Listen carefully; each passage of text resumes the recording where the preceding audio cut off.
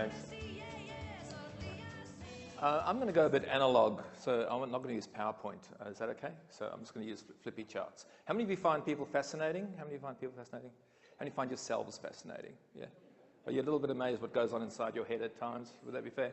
Are you a bit disgusted at what goes on inside your head? Human beings, we're complex, messy creatures.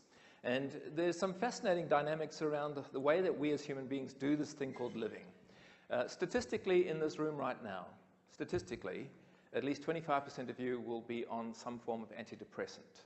According to the pharmaceutical industry and the realities of how people feel in this country, we also find ourselves facing the fact that we have the second highest youth suicide rate in the world. How many of you would agree Australia is one of the great places on the planet? Would you agree? Do you notice the boats aren't leaving Australia? They're not leaving Australia. And yet we have this real prevalence of not only the symptoms of depression on an almost epidemic level, we have people with huge amounts of unhappiness, including stress, anxiety, and depression. What the hell is going on? And this is something we'd like to talk about today, is just to investigate, unpack, and start to ask some of the more profound questions that are really a fundamental touch point in all our lives, if not personally, at least by association, in our families and colleagues and friends. So rather than plunging into something that's going to be deeply, profoundly serious, and it is, we're also going to need to have a fairly contentious and provocative look at what we can start thinking about, and I love James's idea of think more, that can start to alleviate some of this in our lives and by extension to others.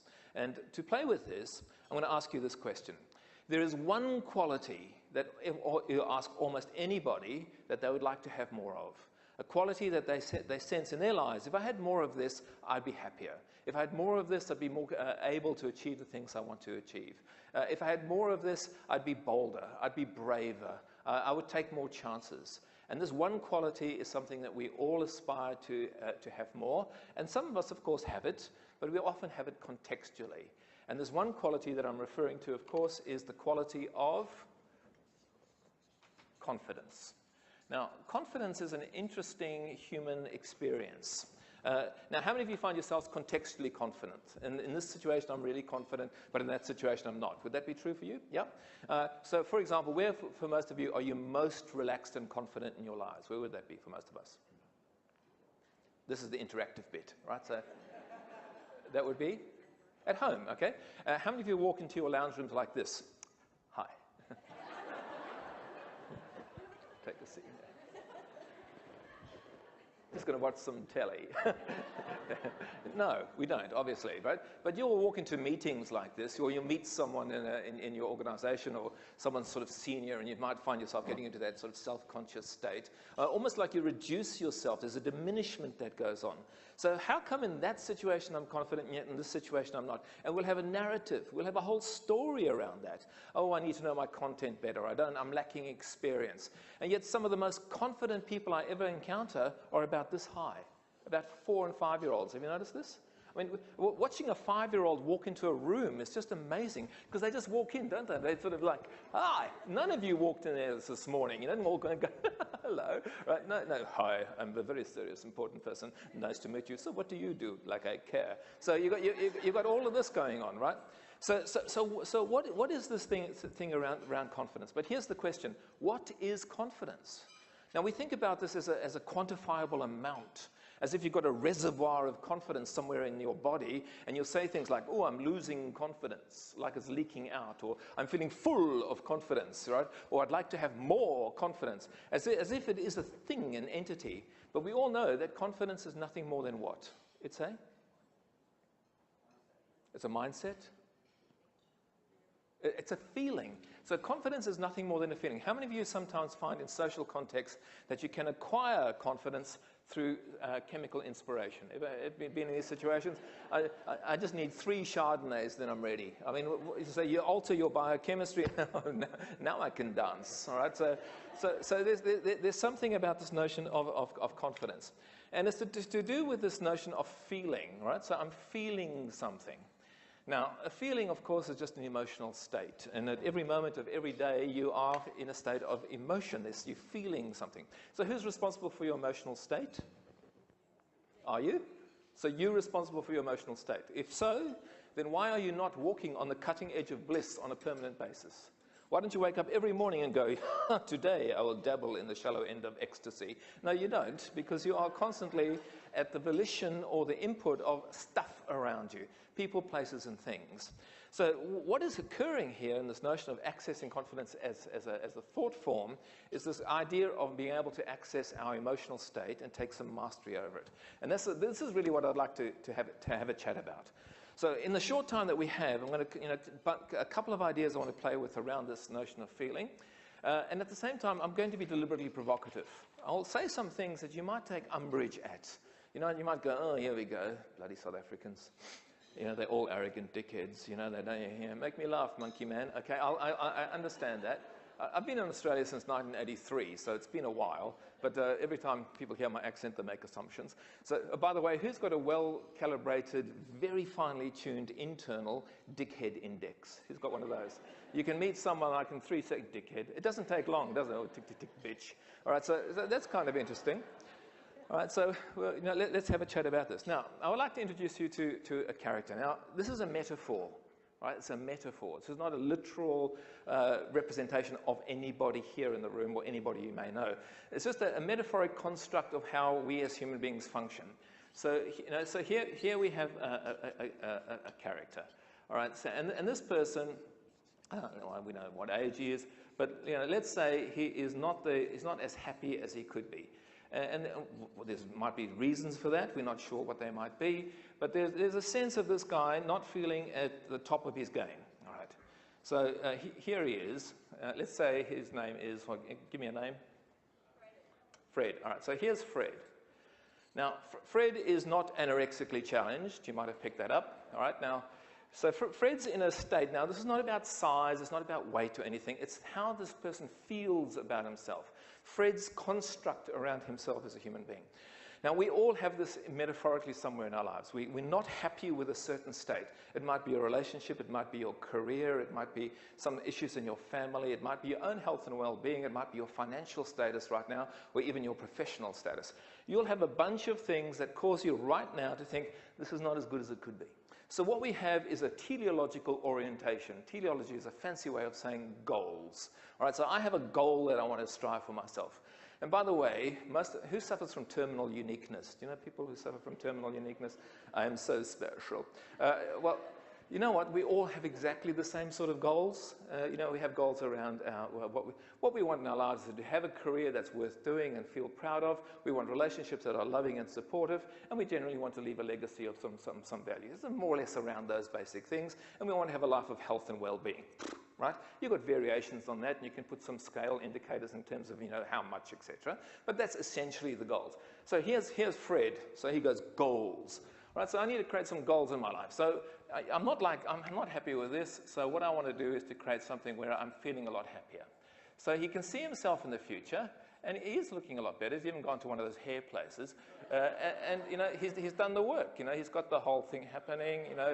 He's looking good. He's got it's a bit Mardi Gras, but you're with me. So, all right. So he creates himself a goal around what he thinks he ought to be or should be, and so on. So this is what we tend to do, right? We create what's called an idealized future self.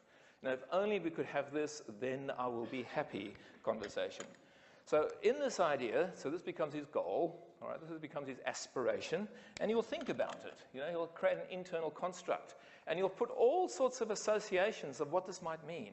Oh, well, I'll be healthier and happier. I mean, right now I'm not the spunk rat that I used to be, etc. He looks at stairs and he collapses a bit. He can't even tie his shoelaces without panting. So he sees a higher quality of life. And Fred, like all of us, goes, I'm going to go for that. And we all set this as an intention, teleologically oriented.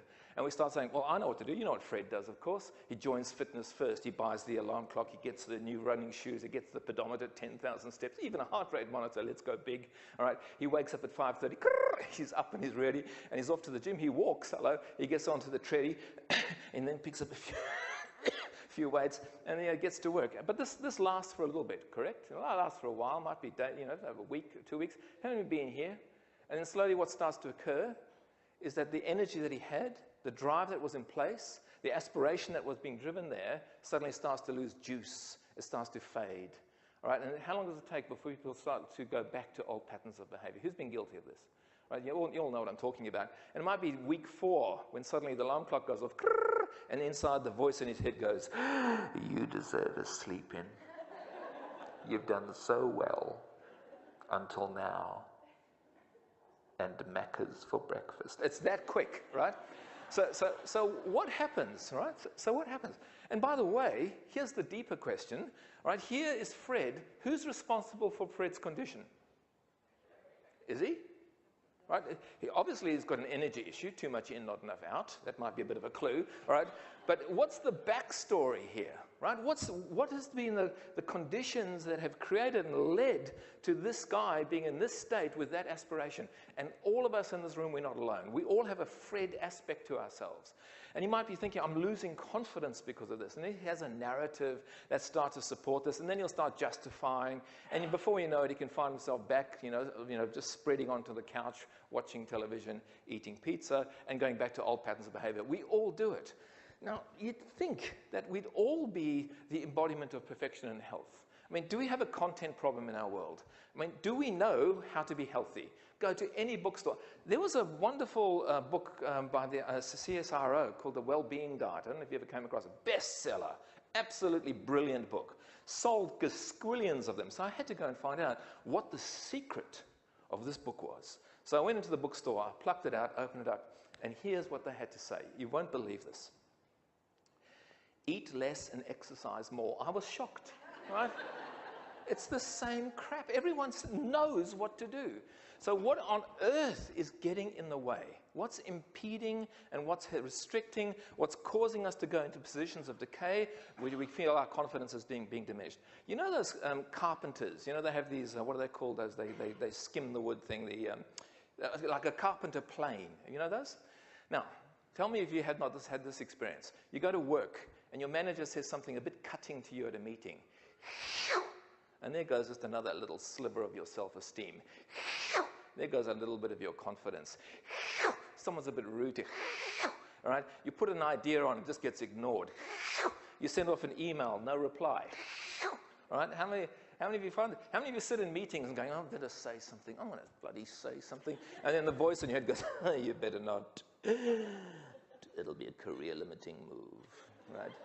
And you go, I better shut up. And then you're driving home that night, and you run the video of yourself in that meeting, saying what you wanted to really say. You should have bloody... You've just taken another layer off, right? How many of you have seen people arrive at workplaces full of energy, vitality, and just go for it, and it's stuff, and within months, you just see them slowly starting to decay. And it often starts on day one when someone goes, you must be new. Wait for a few months, you'll know what it's like to really work here, right? Right? All that toxic shit that goes, all that toxic stuff that goes on. Did I say shit? Sorry, I don't mean to swear. I did. All right, so what is that? All right, where is that coming from? And what causes people to assimilate that is that's okay in their lives. So what we've got to ask ourselves is this. How do we manage what's occurring in our brains that can construct feelings that lead to feelings of a dissembling of confidence? And the suggestion is that we've got to manage our internal dialogue. And it's this notion of negative self-talk. Now, negative self-talk. Now, who's got a committee in their heads? Anyone? Right? Without a chairperson, right? Who has competing voices in your head? And they're not even yours sometimes, right? There's some disembodied voice, or your parents, something, right? There's these voices in your head. Now, if we can start to manage our internal dialogue, once we can start to take control of this, the suggestion is that our capacity to make conscious choices and support ourselves in the attainment of the goals that we aspire to becomes more and more within our grasp. Why is it that 80% of people that set goals fail? Every study starts to back this up. Stephanie Burns, working with the University of Adelaide, with supported studies of students who are counseled and supported in their goal attainment, still 80% of them fail. So the suggestion is managing your negative self-talk. 4 steps. First, you've got to identify your negative self-talk. Most of your negative self-talk has been externally acquired. Secondly, you've got to objectify it. It's not you. Thirdly, you've got to be able to manage it. You've got to have this negotiation, and over time, you can banish it. And the suggestion is you turn it into an object. So when you hear this voice, in your brain, imagine that it's something like this. It's like this thing that's sitting on your shoulder, yabbering away. All right, it's just non-stop yabber, chat, chat, chat. Who's your worst critic, by the way? Who's your worst critic? Yourself. I mean, you say things to yourself that if other people said them, you'd sue. So what we suggest is this, that your internal dialogue is nothing more than like a lizard on the shoulder. That's just going, oh, you better not, career limiting, who the hell do you think you are, don't take a chance, stay, thank you for sharing, and shut up is the strategy, or LMS, lizard management strategies. So these lizards come in many different guises and forms. We'll have lizards around how we feel about ourselves, and basically even physically. I mean, our society is obsessed with how you look, obsessed. I hate those lizard magazines. Have you seen them? They're called New Weekly and New Idea. Have you come across these? And they'll have photographs of the celebrity du jour wrapped in some fabric by some designer, and here's this emaciated creature with a smile stuck on their faces with only 2 words in their head, I'm hungry, because they haven't eaten for bloody 3 weeks, all right? And we think, and we rate them out of 10 for what they wore. Who cares? All right? But people go, oh, I must look like that. Why? All right, this is lizard shit. All right, yeah. And then you got this thing. Have you seen this ad? Men, and get your confidence back with Ashley and Martin. Like, if you're not sprouting follicles from your cranium, somehow you should feel reduced in your mind. What bullshit is this, right? This is lizard. Sorry, I'm getting carried away. But this is lizard stuff. The rise of cosmetic surgery is all lizard. If you can get stuff sucked in, sucked out. You can get your face frozen. You know what men can get? I mean, what the hell's going on inside your head when you have this thought? If only I had bigger calves, right? Men get silicon bags put behind their...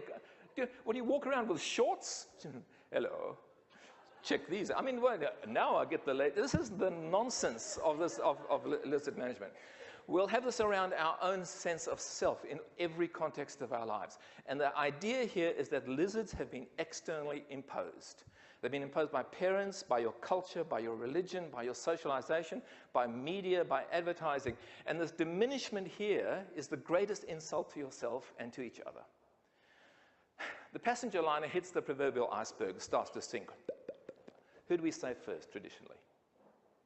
Women and children. Question, why do we save the children? They're useless, right? They've got no skills. Right? They're going to be a burden. They're going to whinge and bitch and moan. You can always get more kids. It's not that hard. Right? So why do we save the children? Right?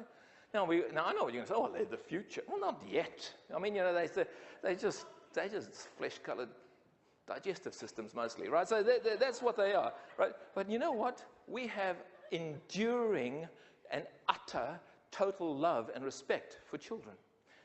I defy anyone not to hold a small baby in their arms and see the embodiment of pure potential and love. Agreed? Now, what has that child done to deserve any of that? They've got no qualifications. They're not adding any value. They're not even contributing to the household. They just squeal when they have a need. But we see the embodiment of pure potential and love. At what point in our lives do we go, now you must earn it? All right, so the people at your table, when you met them, did you go, quick calibration, I wonder where they're from, what's their financial status, or what position? Oh, they're seriously important. Hello, here's my card. Or did you not see the embodiment of pure potential and love? I don't think so. Why not? Right? Why not? Well, because we've been conditioned by this lizard shit. Right? This is the stuff that becomes hierarchical and power games. This is the area that we have the cultivation of that most insidious quality or aspect in our lives that seems to rule everything. It's fear. And this notion of fear is so palpable. And in Australia, I weep when I read some of the political nonsense that goes on in the way that they try and leverage fear in our culture. We live in one of the great places on this planet, and yet there's still so much fear around. Where does this come from? The suggestion is that the manifestation of our own internal dialogue that has been programmed into us in our early formative years has resulted in this capacity, our lack of capacity to relish and glorify, not glorifying in an arrogant way, but just to recognize the wonder of us as human beings. And when we start to have this as a notion in ourselves, can you imagine about the pervasive effect in how we perceive and experience others? That's the challenge. So I invite you to consult your lizards. I'll ask you to think about what it is, the internal dialogue, and what you say to yourself on a daily basis. And remember, confidence is just nothing more than a feeling. And the more you realize that we are all the same. There's no one better than you, there's no one less than you. And here's one of the greatest truths. And I only learned, I'm 55 now, so it took me to my mid-30s to work this out. No one anywhere really knows what the hell is going on We're all just making this up, right? How do we make it up with style, with intelligence, and with grace? And how do we manage those lizards more effectively? You know, Stephen gave us a really optimistic view of what's going to be happening in 2014 in regards to the economy, but also the great country that we live in. Why is it that Melbourne and Sydney and the other cities in Australia are regularly on the top 4 or 5 of the best cities in the world? Why is Australia always in the top 10 of one of the happiest countries on the planet? Right? Why do we not grasp that and celebrate this? And as a migrant myself, I can see it. And when Anders talked about Digilog and the reality that I have a friend who's got a 3-year-old daughter who went to a hotel room, walked up to the window and started to swipe the window and wondered why the background wasn't changing. You know, how do we start to change, alter that world? And how do we bring in the innovation that James talked about so that we can create a world that transcends the limitations that we constantly and regularly put on ourselves, imposed by externals, that when we realize the internal reality of what we can and could achieve, I wonder what lies before us. Thank you for coming today.